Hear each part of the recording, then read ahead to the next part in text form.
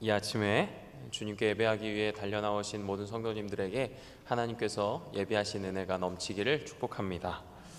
하이델베르크 요리문답 어느새 19번째 시간이 되었습니다. 들어오시면서 다 종이 받으셨을 텐데요. 한 장 한 장 받으시니까 모으시기 어려우실 것 같아요. 그렇죠? 그래도 잘 적으시고 잘 모으셔서 마지막에 우리가 이렇게 잘 보시면 또 기억에 남으시고 또 생각날 때마다 들여다보실 때 위로가 되실 줄 믿습니다. 오늘 나눠드린 받으신 요리문답 제가 질문하고 우리 성도님들께서 답을 읽어주시면 감사하겠습니다. 50문, 51문, 52문입니다. 50문 제가 읽습니다. 하나님 우편에 앉아 계시며 라는 말이 왜 덧붙여졌습니까? 그리스도는 거기에서 자신을 그의 교회의 머리로 나타내기 위해서 하늘에 오르셨으며 성부께서는 그를 통하여 만물을 다스리십니다.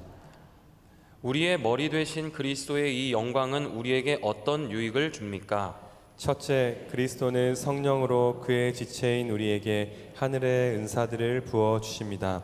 둘째, 그는 그의 권능으로 우리를 모든 원수들로부터 보호하고 보존하십니다.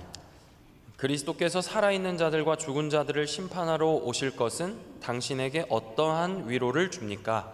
내가 어떠한 슬픔과 핍박을 당하더라도 전에 나를 대신하여 하나님의 심판대 앞에 서시사 내게 임한 모든 저주를 제거하신 바로 그분이 심판자로서 하늘로부터 오시기를 머리 들어 기다립니다. 그가 그의 모든 원수들 곧 나의 원수들은 영원한 멸망으로 형벌하실 것이며 나는 그의 택함을 받은 모든 사람들과 함께 하늘의 기쁨과 영광 가운데 그에게로 이끌어 들이실 것입니다. 네, 오늘 이 새 문답을 가지고 함께 은혜를 나누고자 합니다. 앤서니 티슬턴이라고 하는 목사님이 있습니다. 교리와 성경 해석에 관해서 많은 책을 쓰셨던 목사님이신데요. 그분께서 교리에 대해서 다음과 같은 이야기를 했습니다. 하나 그림 띄워주시면 제가 읽어드릴게요. 교리는 하나님이 살아계시고 역동적이고 활동하는 분위기에 살아있고 역동적이고 활동적인 형태를 취한다. 만일 교리가 하나님의 본질을 반영하고 궁극적으로 하나님에게서 나오는 것이라면 교리는 인간 역사 속에서 행하시는 하나님 못지않게 살아있고 시간과 관련될 것이다. 네, 이 말의 의미는요, 교리가 하나님의 말씀인 성경에 기초한 진리 체계이기 때문에 하나님이 살아계신 것만큼이나 살아있고 하나님이 시간 속에서 일하시는 것만큼이나 시간 속에서 살아있다라는 말이에요. 우리말 속담에 이런 말이 있습니다. 구슬이 서말이어도 꿰어야 보배다. 신자인 우리가 우리의 삶을 화려한 구슬마냥 아름답게 치장하더라도 그 구슬이 하나님의 말씀에 기초한 교리라는 그 밧줄에 단단히 고정되어 있지 않으면 우리의 인생이 제 아무리 아름다워도 결코 보배가 될 수 없습니다. 하지만 교리만 있고 현실이 없다면 그 역시 공허하기는 마찬가지겠죠. 그래서 예수님을 주라고 고백하고 천지의 주제이신 하나님을 믿는 사람이라면 그 사람들의 삶은 현실과 교리라고 하는 그 시줄과 날줄로 엮어가는 인생이라고 할 수 있을 거예요. 교리와 현실이 잘 엮어낸 그 옷을 입고 살아가는 삶이야말로 하나님께서 일하실 수 있는 그 자리를 자신의 삶에 내어드리는 인생이라고 할 수 있겠죠. 따라서 교리는 우리에게서 뗄 수 없는 복음의 요체이고 하나님의 말씀을 아주 일목요연하게 정돈하고 있는 우리 모두의 신앙 고백입니다. 나의 신앙 고백이 아니라 우리의 신앙 고백이라는 겁니다. 오늘 우리가 읽은 이 50문부터 52문까지 이 세 가지의 문답이 담고 있는 내용을 살펴보면 보좌에 앉으신 예수님께서 다시 오셔서 마지막 심판을 하실 것이라는 이 주제가 담겨 있어요.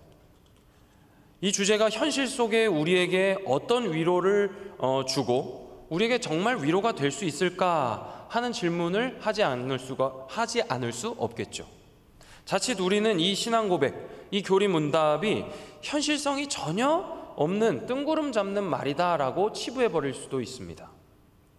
그런데 하나님께서 과연 우리의 그 실상과 저와 여러분이 살아가는 이 삶과 전혀 상관없는 일만 하시는 분입니까? 라고 제가 여러분들에게 질문한다면 아마 이 자리에 어느 누구도 당연하죠. 하나님은 우리와 상관없는 일을 하시는 분입니다. 이렇게 대답하실 분은 아마 없으실 거예요. 그렇다면 하나님께서 예수님을 다시 살리셔서 보좌 우편에 앉히시고 그리고 마지막 때에 심판주로 다시 오실 것입니다 라고 하는 이 성경에 근거한 이 교리가 우리의 삶과 전혀 상관없는 일이라고 한다면, 그리고 우리가 이거를 보고 고백할 때마다 이건 우리의 인생이랑 나의 진짜 삶의 문제랑 전혀 상관없는 그저 저 하늘에서 일어나는 일일 뿐이야 라고 한다면, 하나님은 우리의 삶과 상관없는 일을 하시는 분이다 라고 얘기하는 것과 다름없다는 거예요. 하이델베르크 교리문답, 우리가 계속 보고 있는 하이델베르크 교리문답이 지니고 있는 탁월함은 우리가 이 교리문답을 사랑하고 이것을 자주 보면서 생각하고 묵상해야 하는 그 이유는 바로 여기에 있습니다. 하이델베르크 교리문답은 삶과 교리를 엮어내는 중요한 자리마다 하나님의 말씀이 인생에 주는 유익과 의미가 무엇인지를 우리에게 가르쳐주고 있기 때문이에요. 다시 말해서 삶과 동떨어진 교리를 우리에게 가르쳐주는 것이 아니라 하나님의 말씀이 역사하시는 그 삶의 자리에서 일어나는 질문을 담고 있는 요리문답이 이 하이델베르크 요리문답이라는 겁니다. 오늘 저는 이 50문부터 52문에 정리된 우리 모두가 믿음으로 고백하고 있는 이 교리와 그 유익을 간단히 살펴보고, 이 교리가 아주 선명하게 드러나고 있는 말씀이 있는데 오늘 우리가 읽은 말씀입니다. 이 본문 에스라 6장 속에서 일어나고 있는 사람들의 이야기를 한번 관찰해 보려고 해요. 그래서 이 교리문답이 가지고 있는 이 렌즈를 통해서 에스라 말씀을 바라볼 때 우리도 이 사람들과 별반 다르지 않고 우리도 이 사람들에게 역사하신 그 하나님을 믿고 살아갈 믿음이, 그 확신할 근거가 우리에게 있구나 하는 그 소망을 얻기를 바랍니다. 먼저 50문을 다시 한번 읽어볼 텐데요, 제가 한번 읽어보겠습니다. 하나님 우편에 앉아 계시며 라는 말이 왜 덧붙여졌습니까? 이 덧붙여졌다는 말은 불필요한데 추가되었다는 인상을 줘요. 그런데 불필요하게 덧붙여졌다는 말이 아니라 왜 이 말이 다음에 옵니까? 이렇게 질문하는 것이 더 적합합니다. 이 앞에 질문이 뭐였죠? 하늘에 오르시고죠. 우리가 지난주에 살펴본 하늘에 오르시고 다음에 보좌 우편에 앉아 계시다가 라는 말이 왜 다음에 등장했냐? 이 말입니다. 하늘에 오르시고 보좌 우편에 앉으셨다는 말이 다음에 와야 하는 그 필연성, 반드시 그렇게 그 말이 와야 됩니까? 라는 질문인 것이죠. 이 질문에 대한 답으로 두 가지를 우리에게 가르쳐 주는데, 첫째는 예수님께서 교회의 머리가 되시기 위해서 보좌 우편에 앉으셨다 하는 말이고, 두 번째는 성부 하나님께서 성자를 통해 세상을 다스리시기 때문에 그를 보좌 우편에 앉히셨다라는 말입니다. 이 말의 뜻은 예수님께서 만일 보좌 우편에 앉으시는 일이 없다면 예수님께서는 교회의 머리가 되실 수도 없고 세상을 다스리실 수도 없다라는 말과 같은 뜻이에요. 예수님께서 하나님 보좌 우편에 앉으셨다는 그 고백의 근거는 에베소서 1장에 기록되어 있습니다. 사도 바울은 이 에베소서 1장에서 뭐라고 얘기하냐면 성부 하나님께서 성자 예수님을 살리셔서 자기의 오른편에 앉으셨다라고 말합니다. 이 오른편이라는 뜻은요, 어떤 말이냐면 그냥 진짜 하나님의 오른쪽에 앉으셨다라는 말만 의미하는 게 아니라 삼위일체 교리에서 우리가 이미 고백했던 것처럼 성부 하나님과 성자 하나님이 그 능력과 위엄과 영광에 있어서 동등함을 입게 되셨다 이 말입니다.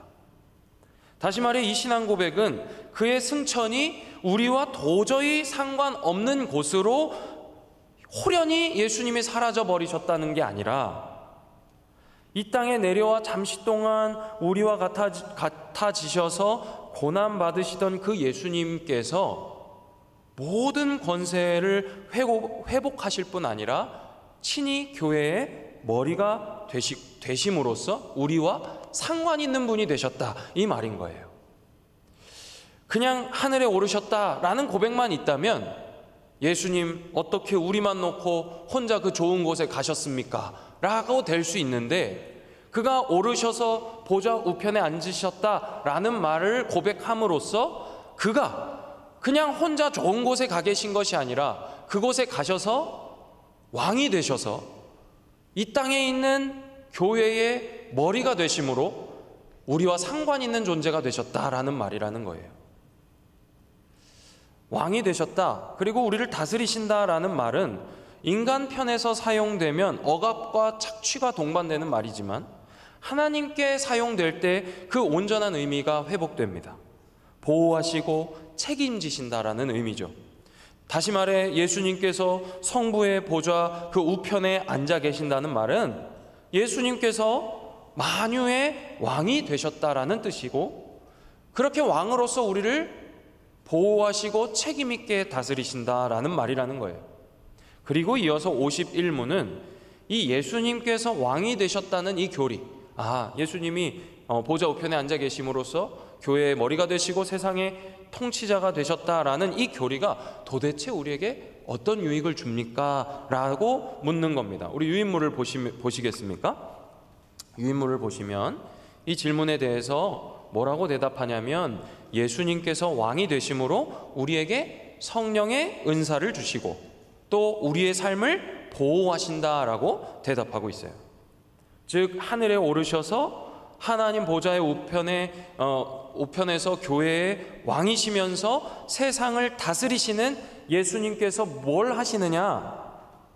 그냥 홀로 유유자적하면서 그 보좌 우편의 그 권위를 누리시는 게 아니라 우리에게 은사를 주시고 우리를 보호하시는 그 능동적인 일을 하고 계신다. 예수님께서 왕이 되신 것을 우리를 위해서 되신 것이다 라는 걸 가르쳐주고 있는 겁니다. 왕이라는 직분은요, 구약 성경을 보면 선지자, 제사장과 함께 기름 부음 받아 세워진 직분입니다. 이 기름 부음 받은 자라는 뜻을 가진 말, 우리가 이미 배웠는데 그 말 네 글자로 뭐라고 하죠? 그리스도, 이렇게 부르죠. 그리스도. 우리가 지난 31문과 32문에서 배웠어요. 오늘 사회를 보고 계시는 안성구 목사님의 설교를 찾아보시면 예수는 그리스도란 제목으로 설교를 하셨습니다. 그 32문을 보면 예수가 그리스도이신 것과 우리가 그리스도인이라고 불리는 이유에 대해서 이렇게 아주 연관성이 깊다라고 얘기하면서 우리에게 가르쳐주고 있는데요, 32문답을 자막을 보시면서 제가 질문을 읽을 테니 우리 성도님들께서 답을 한번 읽어주세요. 그런데 당신은 왜 그리스도인이라 불립니까? 왜냐하면 내가 믿음으로 그리스도의 지체가 되어 그의 기름 부음에 참여하기 때문입니다. 또한 왕으로서 이 세상에 사는 동안은 자유롭고 선한 양심으로 죄와 마귀에 대항하여 싸우고 이후로는 영원히 그와 함께 모든 피조물을 다스릴 것입니다. 네, 왜 당신은 그리스도인이라고 불립니까? 라고 32문에 질문하는 거예요. 그리고 대답이 뭐라고 합니까? 내가 믿음으로 그리스도의 지체가 되어서 그의 기름 부음에 참여하기 때문입니다. 이렇게 대답해요. 위에 31문에서는 예수는 그리스도시라고 왜 불립니까? 할 때 세 가지 직분으로 설명을 하거든요. 선지자, 제사장, 그리고 왕으로서 다스리십니다. 이렇게 31문에 대답을 하고, 우리도 그리스도인이라고 불리는데 그 그리스도인이라고 불리는 이유가 뭡니까? 하면서 우리도 그 다스림에 참여한다, 이렇게 우리에게 가르쳐줬어요. 그럼 오늘 문답으로 돌아와서 생각해 보자면, 이 땅에서 살아가면서 우리 주님께서 만물의 통치자, 곧 왕이 되셨기 때문에 우리도 그 다스림에 동참하게 된다는 말인 거죠. 그러니까 예수님이 하늘에 오르셔서 보좌 우편에 앉아 계신다라는 말이 그가 왕이시다라고 한다면 우리와 상관없는 왕이 아니라 우리도 그분처럼 이 세상을 다스리는 일에 참여한다라는 뜻이 된다는 겁니다. 그런데 이것까지는 우리가 알겠고 동의가 되지만 도대체 우리가 무슨 능력으로, 예수님이야 하나님이시니까 그 기적을 일으키시고 놀라운 일을 행하시고 역사를 주관하시고 하시겠지만 우리는 도대체 무슨 능력으로 이 세상을 다스릴 수 있을까요? 땅에서 사는 우리가 무슨 능력이 있어서 천상에 계신 그 예수 그리스도처럼 세상을 다스릴 수 있다는 말인가요?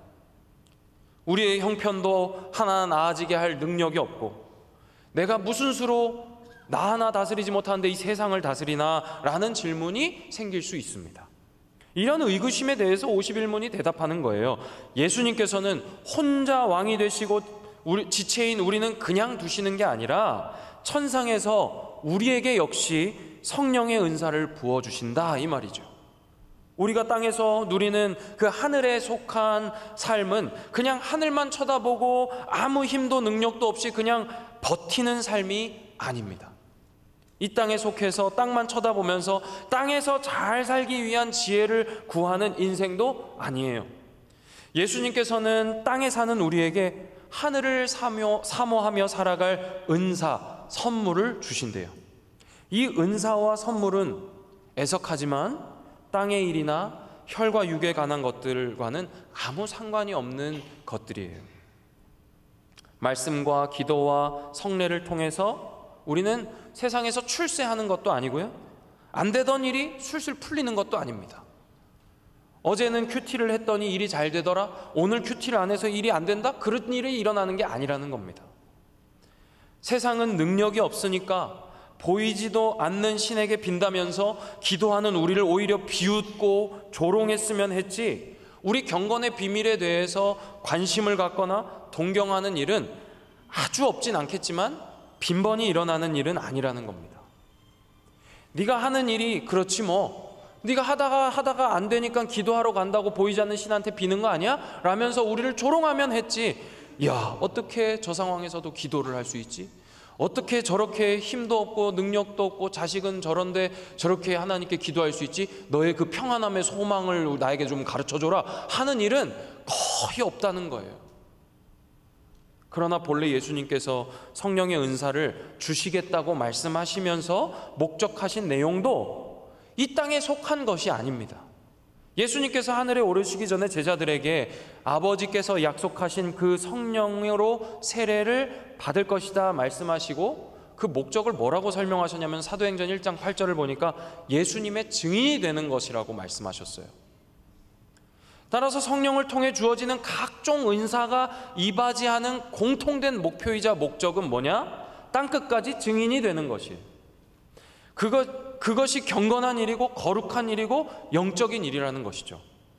우리는 예수님께서 하늘로 올려지신 이후에 우리만 고통에 버려두신 주님을 마치 닥쳤던 개가 지붕 쳐다보듯이 그저 오매불망 하늘만 바라보고 기다리고 있는 자들이 아닙니다. 이 교리는 왕이신 예수님이 얼마나 효력 있게 우리를 통해 이 세상을 다스리고 계시는지, 그리고 그런 우리를 통해서 아, 주님이 정말 이 세상을 다스리시는구나 라는 것을 가시적으로 보여주고 우리도 확인하는 그런 사람들인 거예요. 이 약속으로도 우리가 신앙생활을 하는 데 있어서 유익을 얻고 안정감을 가질 수 있겠지만, 실제 우리가 이런 믿음을 가지고 살다 보면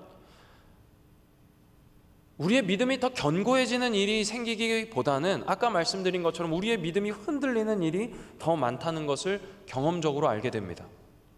정말 우리가 구원받은 삶인가? 소망이 희미해지는 것과 같은 때를 마주하게 되지 않을 수가 없어요. 그럴 때면 우리는 당연히 마지막 때에 관한 궁금증을 갖게 됩니다.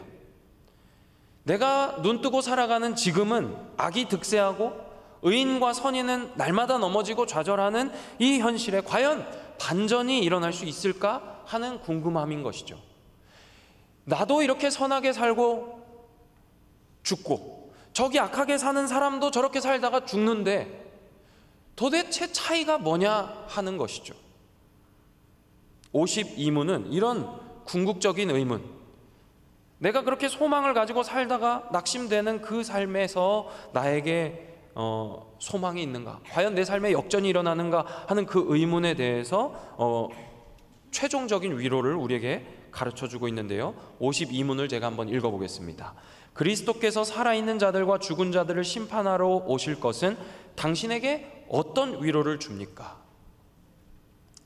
그 답은 이렇죠. 우리가 어떤 슬픔 속에 있든지, 어떤 핍박과 박해 가운데 있든지 전에 나를 위해 심판대 앞에 서셨던 바로 그분, 그 심판대에서 모든 저주를 제거하신 그분이 심판자로 오신다는 것이에요. 마지막 때에 모든 살아있는 자와 죽은 자를 심판하시는 그분이 누구냐? 다름 아닌 그분, 십자가에서 나의 죄를 사하신 그분. 그렇기 때문에 결코 나를 모른다고 하지 않으실 그분이 심판자로 오신다는 거예요. 이 놀라운 사실에 대해서 죄수와 같이 고개를 숙이고 죄책감에 사로잡힌 자세가 아니라 우리는 어떻게 살 수 있다고 얘기하는 거냐면, 고개를 들고 나의 무죄를 선언해 주실 그분을 기다릴 수 있다, 이 말입니다. 여러분, 마지막 심판 때에 오셔서 재판하실 분이 누구냐? 그와 함께 살면서 그의 보호하심 속에서 세상 가운데 그리스도인으로서 그리스도의 통치에 참여했던 우리를 너무나도 잘 아시는 그분이 이 땅에 오셔서 마지막 때에 우리의 그 원통함과 억울함을 그 누구보다도 잘 아시는 그분이 심판하게 되신대요. 여러분, 우리는 너무나도 잘 알고 있습니다. 한 번 죽는 것은 정해진 것이라 의인이든 악인이든 모두 그 죽음이라는 현실을 마주하기는 마찬가지예요.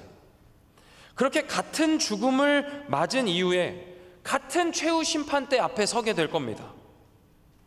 여러분, 상상해 보십시오. 열심히 교회 와서 예배드리고 섬기고 손해보면서 살던 나도 그 심판대 앞에 있고, 주님을 모른다고 주님 믿는 나를 박해하던 쟤도 내 옆에 같이 서서 있는 거예요. 여러분, 그때의 심정 한번 상상해 보세요. 그런데 저기서 재판장님이 입장하시는 겁니다. 그 와중에 아유, 나도 얘와 같이 심판받는 거 아니야? 그렇게 내가 믿음 가지고 살았는데 결국 이게 내 인생의 결국이 이거였단 말인가? 막 그러면서 부글부글하고 있는데, 저기 심판대 앞으로 재판장으로 들어오시는 분이 누구냐면 내가 그토록 의지하고 믿고 살던 예수님이 심판장으로 들어오시는 거예요. 그러면 그때의 감격이 어떻겠습니까? 그렇지, 저분이 나의 심판주이시지.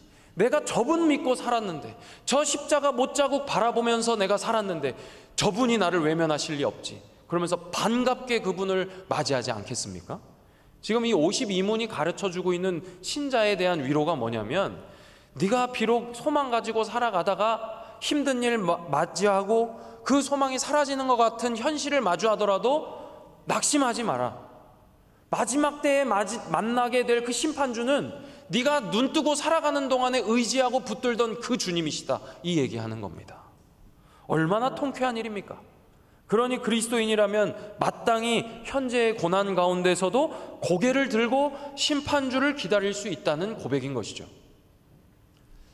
오늘 본문 이 예스라 6장 1절에서 12절은 이 교리를 실제적으로 보여주고 있는 이야기예요.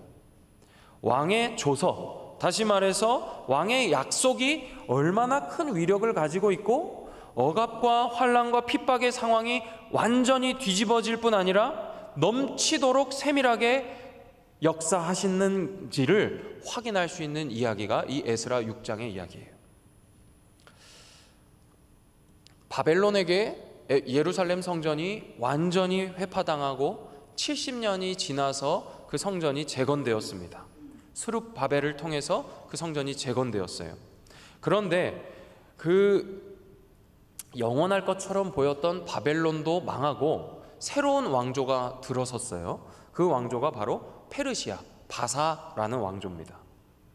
그 에스라 1장에 등장하는 이 고레스는 이 바사 왕국의 첫 번째 왕이에요. 그런데 이 페르시아는 앞서 예루살렘을 무너뜨렸던 바벨론과는 조금 다른 정책을 펼쳤습니다. 이 바사 왕국, 페르시아 왕국이 들어서자 어떤 정책을 펼쳤냐면 각 족속의 종교의 자유를 주었어요. 그리고 각 종교의 성전을 다시 짓는 일을 허용하기 시작했죠. 그게 에스라 1장의 이야기입니다. 그런데 그 고레스 칙령대로 예루살렘 성전을 막 지어가고 있고 힘있게 지어가려던 그때에 그 일을 시샘하던 이들이 일어나서 모함을 하고 관료들에게 뇌물을 주어서 그 성전 짓기를 멈추게 해요. 그리고 16년이 지납니다.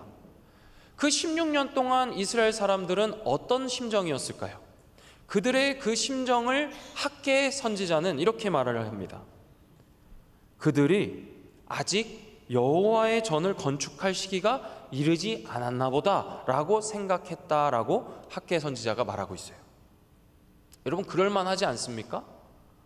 하나님이 시작하신 줄 알았는데 그 일이 16년 동안 중단되는 거예요. 내 마음에 열심이 없어서가 아니라 외부의 상황이 그렇게 우리를 몰아간 거예요. 그러자 이스라엘 사람들이 하나님의 성전 지을 때가 아닌가 보다 하면서 무슨 일을 했냐면 자기 집 짓기에 열심을 냈어요. 그런데 하나님이 그 일을 가만두고 보실 리가 없죠. 그래서 학개와 스가랴를 보내셔서 이스라엘 백성들에게 다시 성전 건축하도록 독려하게 합니다.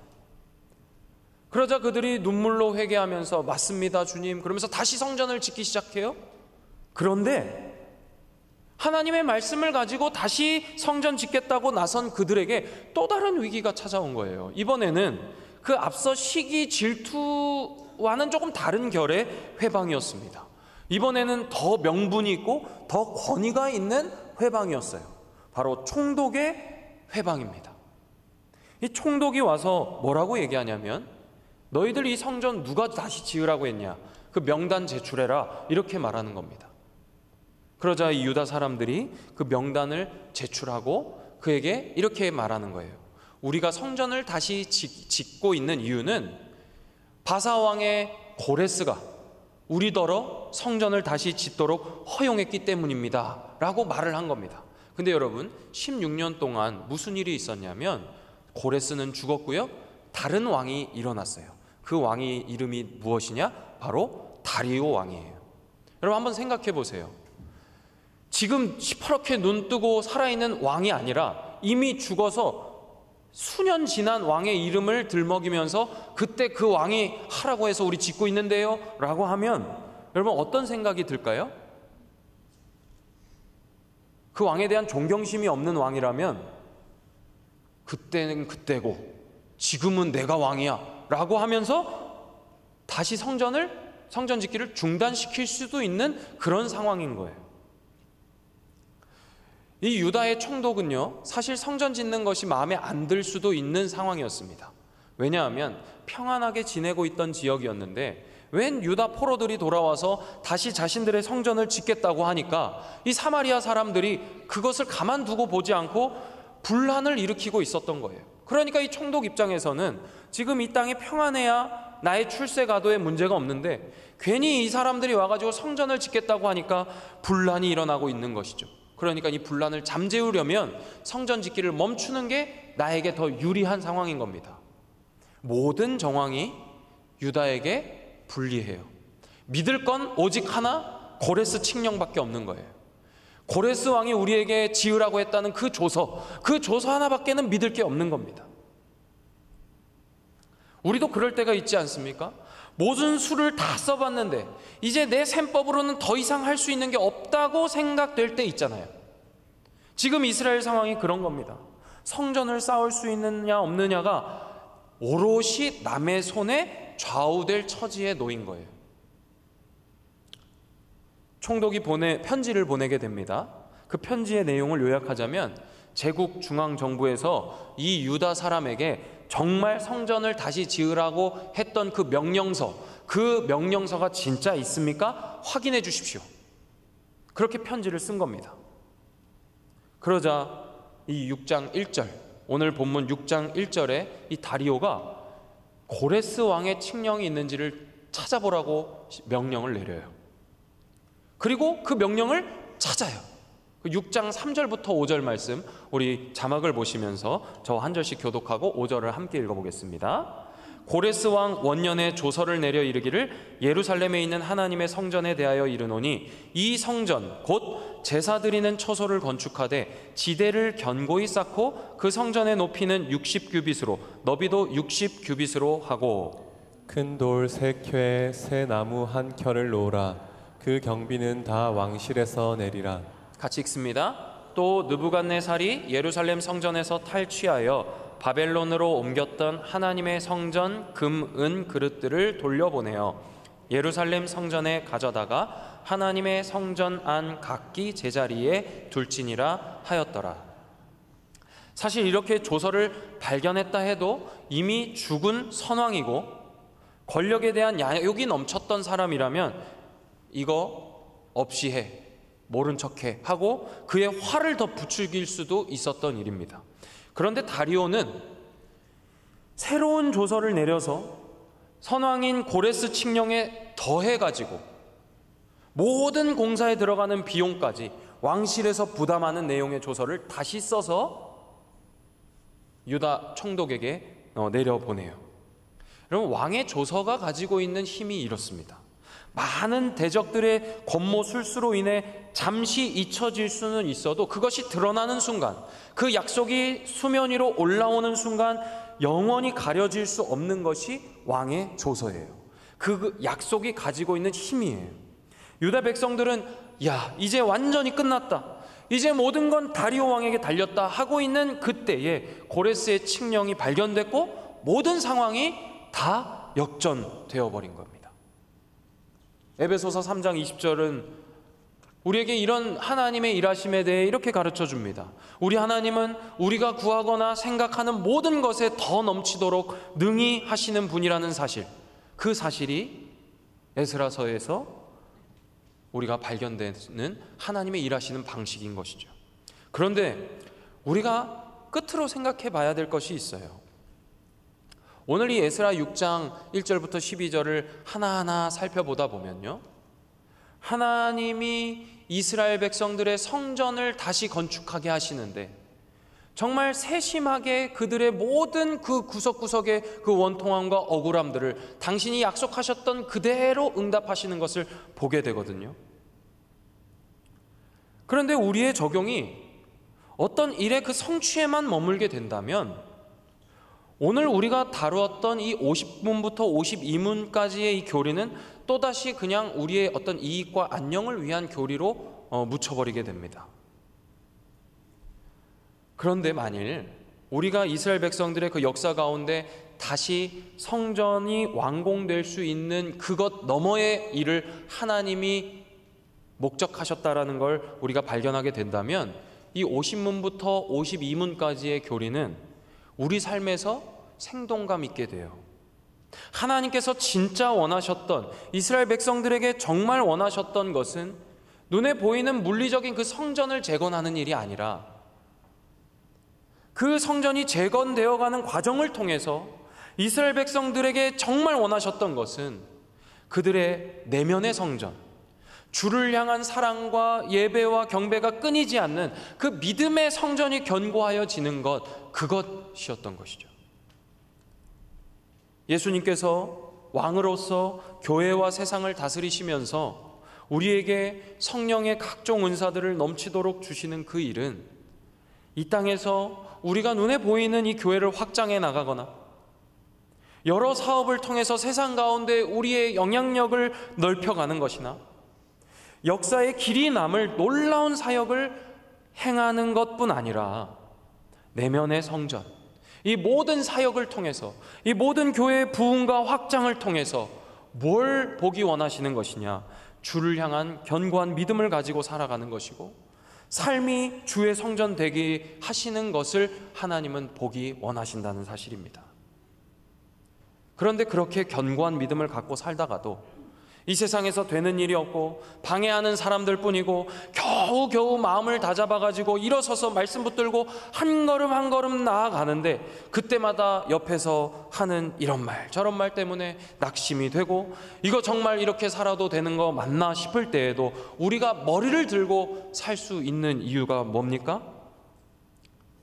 예수님께서 왕으로서 다시 오실 때 심판주로 오셔서 우리의 삶을 인정해 주실 것이기 때문인 줄 믿습니다. 우리가 힘겨운 싸움을 하면서 영적인 전투를 하고 있을 때 우리와 함께 싸우신 그 예수님이 심판주로 오셔가지고 그래, 그 모진 세월 네가 그 눈물 골짜기 지나갈 때 내가 다 봤다. 조금 꾀를 내서 좀 더 편하게 갈 수 있는데 그거 포기하고 손해보면서 양심 지키면서 좋은 소리 못 듣고 괄시 받을 때 나도 거기 있었다. 착하게 살면서 조금 손해보면 남들도 그거 알아줄 줄 알았는데 오히려 그런 나 이용해 먹고 그런 사람 취급받아가면서 믿음 지키려고 안간힘 쓸 때 나도 네 옆에서 울고 있었다. 이렇게 이야기해 주실 주님이 모든 날 마지막에 우리 앞에 서셔서 우리를 인정해 주시겠다라고 약속하셨다는 겁니다. 사랑하는 여러분, 이스라엘 백성들이 성전을 재건해 가면서 그들의 내면에 쌓아갔어야 할 성전은 바로 이러한 성전입니다. 눈에 보이는 성전의 그 영광의 회복이 아니라 그 마음에 그 씨름하는 중에 하나님 정말 맞습니까? 이 성전 짓는 거 지금 이때 맞습니까? 근데 왜 상황이 이렇게 풀리지 않습니까? 하며 주님 앞에 나와서 무릎 꿇고 기도하던 그 씨름이 그 안에 벽돌 한 장이 되어 얹혀질 때마다 하나님이 기뻐하셨다는 거예요. 우리 모두가 우리 마음에 그러한 벽돌 쌓아갈 수 있게 되기를 축복합니다. 그런 씨름하는 벽돌을 쌓아가며 하나님의 성전을 우리 삶에 우리 마음에 지어갈 수 있게 되기를 축복합니다. 오늘부터 이 믿음 가지고 잠시 우리를 떠나 계시면서도 계속해서 우리를 다스리시고 우리의 이 사역에 이 씨름에 동참하시며 우리와 함께 씨름하고 계시는 그리스도를 붙드시며 그 마지막까지 경주를 힘있게 해나가시게 되기를 축복합니다. 우리 함께 기도하겠습니다. 사랑의 하나님, 감사합니다.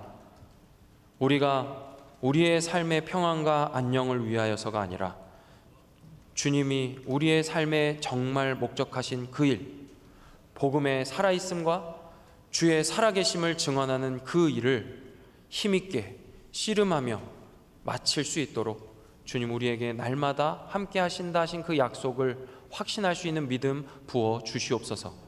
그리하여 눈에 보이는 성전이 아니라 내 삶에 내 내면에 쌓아 올라져 가는 하나님을 향한 그 사랑의 성전을 높이 쌓아 올려가는 우리 은평의 모든 권속들 될 수 있도록 성령으로 충만케 역사하여 주시옵소서. 감사드리며 살아계신 예수 그리스도의 이름으로 기도합니다. 아멘.